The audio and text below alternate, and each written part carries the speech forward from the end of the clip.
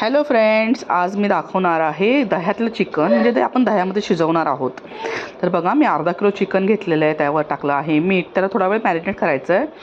मीठ, धने पावडर, लाल तिखट, गरम मसाला पावडर आणि भरपूर असं दही हे टाकून छान मॅरिनेट करून घेते.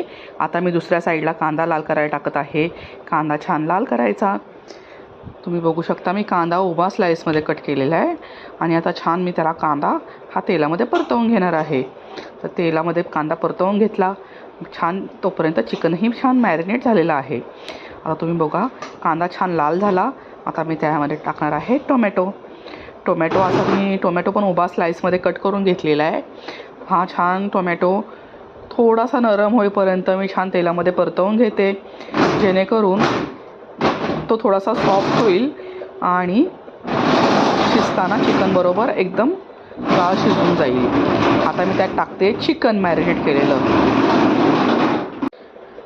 केलेलं चिकन टाकते आणि छान मिक्स करून घेते. तुम्ही बघू शकता, चिकनला आणि टोमॅटोमुळे भरपूर असं पाणी सुटलं आहे चिकनला. आता तर चिकन छान शिजून द्यायचं.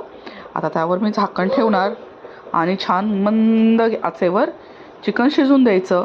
तुम्ही थोड्या वेळाने बघू शकता, चिकनमधलं पाणी कमी झालेलं आहे आणि आता चिकनही छान सॉफ्ट असं शिजलेलं आहे.